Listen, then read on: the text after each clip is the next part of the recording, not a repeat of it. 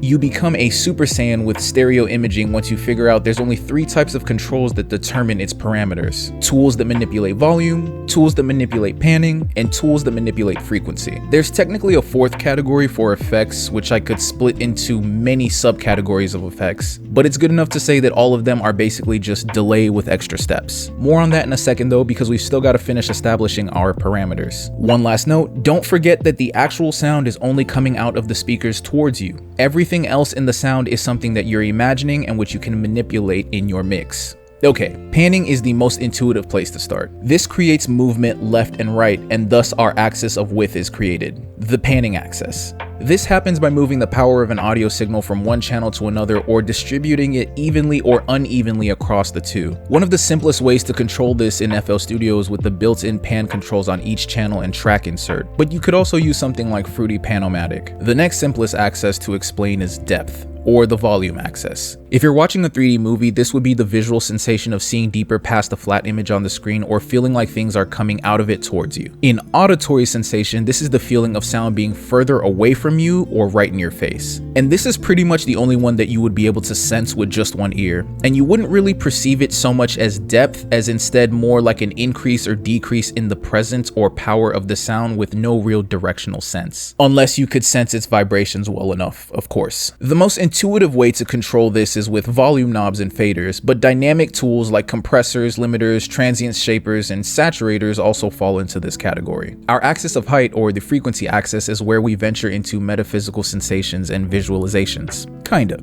Here's what I mean. You know how we describe these frequencies as low and these ones as high? And have you ever noticed how you kind of feel bass rumbling up from the floor into your body through your feet while typically feeling treble in or at the top of your head? So we could say that higher frequencies are upwards and the lower are downward. There is a vast range of ways to manipulate frequency, and many of you know that this is my favorite mixing concept, so I could geek out here for days. But suffice to say that equalizers are usually the go-to tool for manipulating along the frequency axis.